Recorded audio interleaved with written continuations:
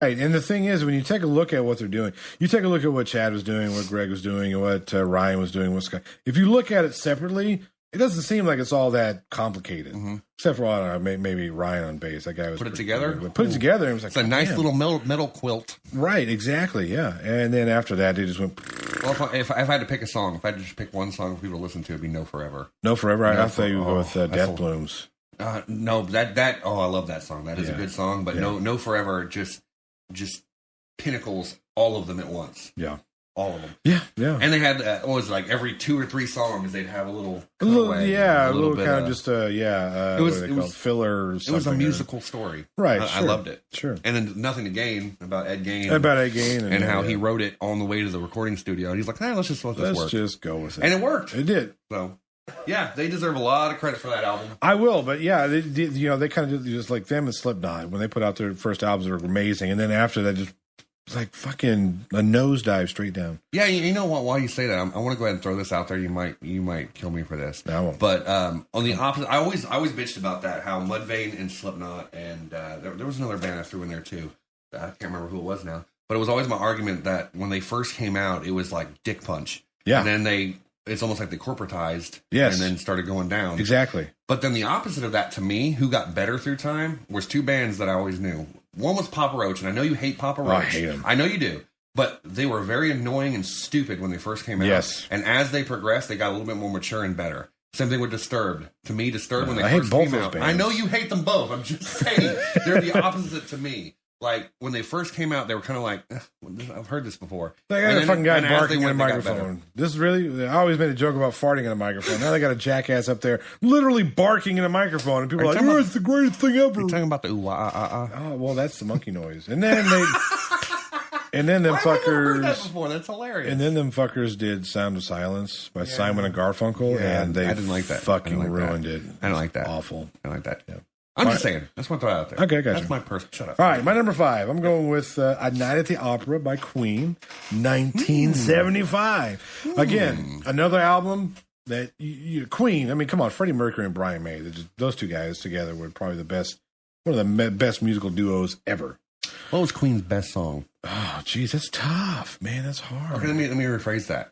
Because it's not their best song. But what is their best song to sing along to with your friends? Of course, it's Bohemian Rhapsody. That's all I wanted to say. That's actually yeah, right. Well, if you take a look at what they did, that album, pick a song. It's a hit. Yep. Bicycle, Fat Bottom Girls. Bicycle's not even a really good song. I don't even know why it's a hit song. Well, I mean, Bicycle. Yeah. Yeah, there's a local band around DFW that Save the Queen. Holy shit, those guys are good. Yeah? Yeah. They play Bicycle? They do. Sorry, guys.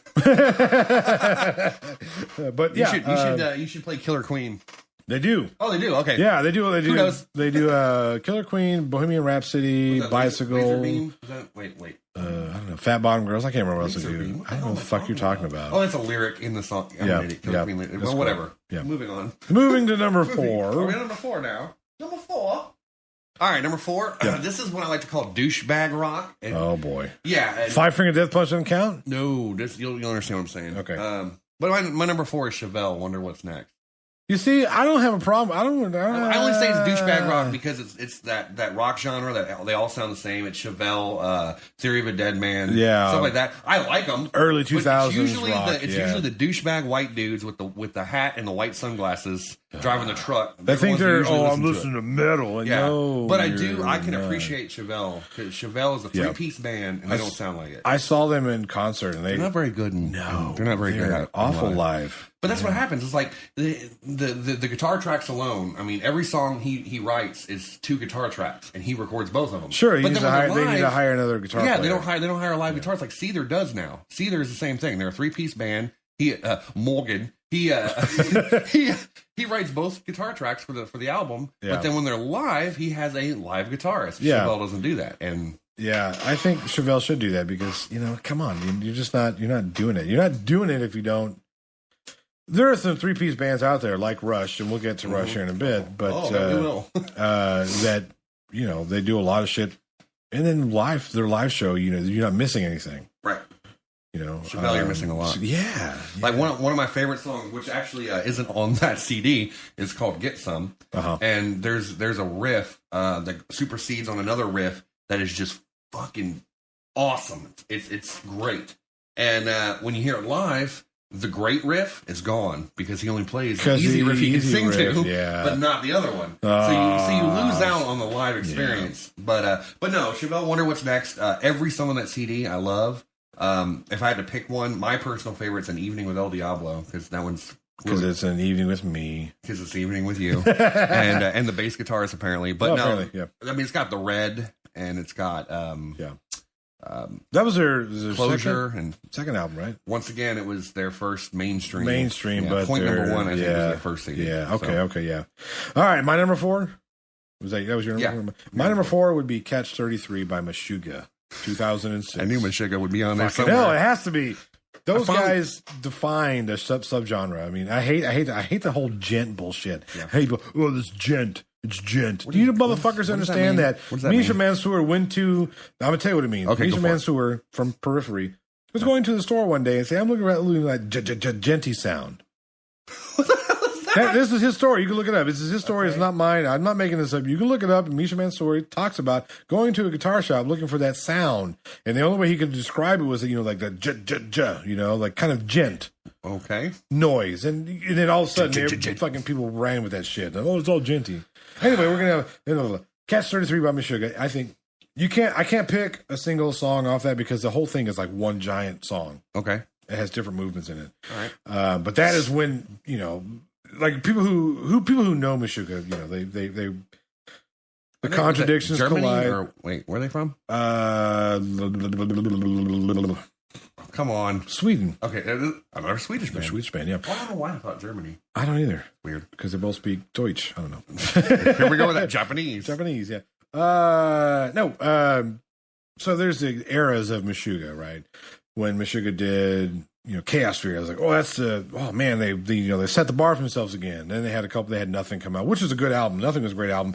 And then they had I or One or however many people want to talk about it. It was a little kind of a mini EP. And then Catch 33. Boom, here it is. And they, you could just tell when they've elevated themselves up to the next realm, if you will. But that whole album, that was technical. I mean, everything about it technically. When I went to go get the Metallica album, I actually finally in my hand saw a Meshuggah album. I was like, oh, which one was it? I don't remember. Was it the newest one? I guess so. Yeah, probably. Because the store just opened. So I probably knew. Yeah, I can't remember the new album, but Catch 33. I'll look at that one. That you have to be able to devote an hour. I have a lot of time on my hands. I have an hour drive. That's the whole CD. We'll see. There you go. Yeah, whole CD. You got to put it start to finish, and you can't skip anything. You got to listen to the whole thing. I don't skip things. I give things a chance, even if I don't like it. Yeah, you may not like the vocal. How is the vocals presentation? But it's a lot of screaming and. But what kind of like? I love screaming. I just don't like. It's hard to explain. Like. I don't like Lamb of God screaming. I like screaming, but not that. This would. I don't know. It probably in between Lamb of God and I don't know. I would say it's like a softer death metal vocal, if that makes sense. It's not as Oceano style as it. It might be fine. Yeah. Number 3. What do you got? Woo! Yep. Lay off the old whiskey. Yeah, no Sears up. What the hell is that? Exactly. My number 3 is System of a Down, Toxicity. I knew that was coming up. I knew that's why I didn't put it on mine. Was on there or Toxicity? I knew both. I knew you knew I'd pick Toxicity. Yeah, I did. Well, it's hard not to pick Toxicity because again, that's an album that you say there's a hit for him, there's a hit for him, there's a hit for him, there's a hit for him. The reason I didn't pick their self-titled album was because there is one song on that CD I don't like. Is it Spiders? No, it's No. Oh. And that's funny. No, it's No. Anyway, but Toxicity, I love every song. It's a good From album. Start to finish. The whole thing. They're making a new one. They're coming out with a new album. They're writing. So they got back together. Yeah. So does Darren still want to sing? Because he ruined that band. Did he? When that motherfucker started singing, why are you on the floor?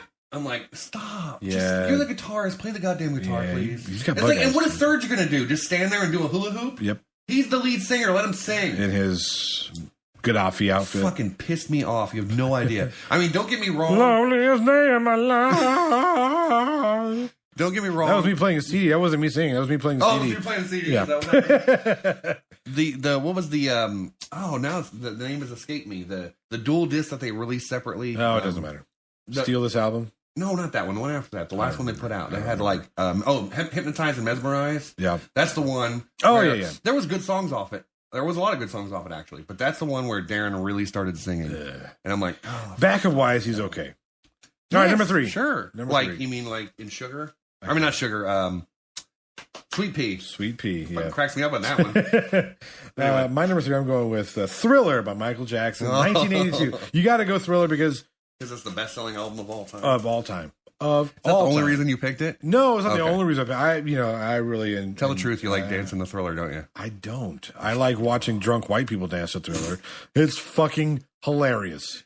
God damn it. It's hilarious. You know it's funny. No, it is funny. You know it's funny. I know it's funny. Every Halloween too. Some jackass. I want to dance to Thriller. Just the music video alone. Yeah. That's the greatest music video ever. Yeah. Did you see the Bollywood version of it? No. You gotta look that shit up. You will piss Bollywood yourself. Version the of Bollywood Thriller. version. Okay. I'll have to look that up. Yeah.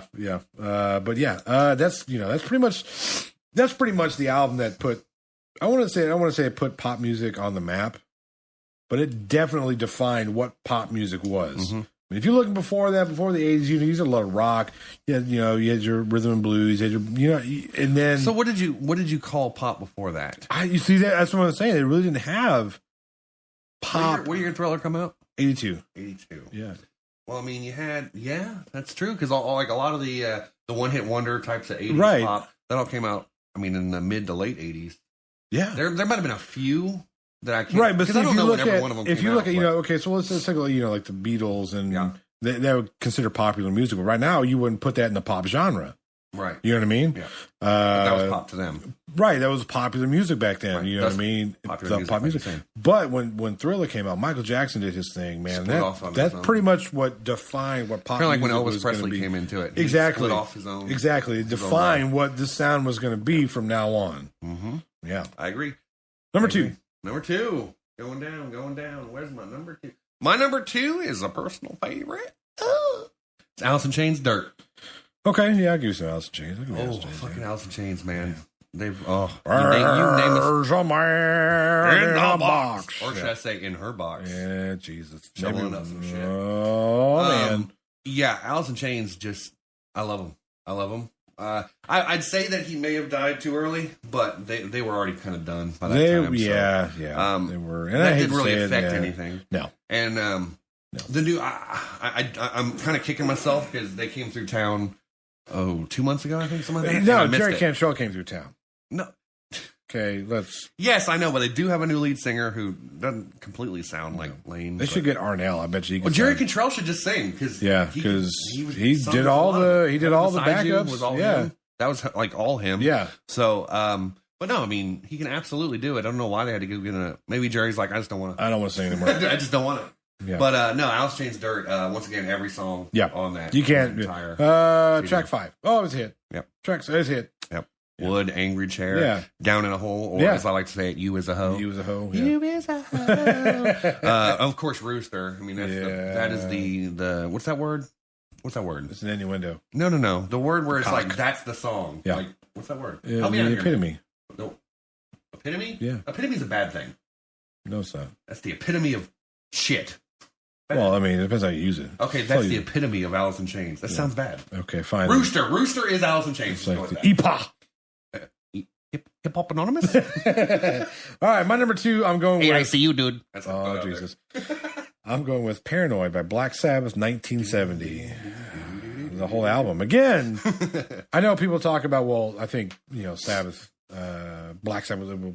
Tabloid Sabbath was a better album. Maybe. I don't think it was. I don't think so. I agree with you. I think Paranoid is the album. Yeah. I think it's the album. Is it because fairies wear boots? And yes, exactly. That's exactly what I have here, Is it really? Yeah, it's the song that if I were to say pick a song off there, I would say not Paranoid. Even though it's a good tune, I would say go Fairies wear boots. I'm in your head. You Jesus are. Christ. I don't like being here. Get me out. Oh, Jesus. Are we at honorable mention time? All right. I've got a ton of them. You got tons. So let's rapid fire. You don't have any, do you? I do now. I do have one now. Yeah. How many do you have? I have one. All right. I'll tell you what. You do your one. No, you do your 4. No, you do your one. Okay. I've got 5. Or 6. Well, I'm going to have to go with Moving Pictures by Rush. Okay, there's your Rush. Yeah, that's the. It should have been in my top 10. I really think I could have taken out any one of the albums on my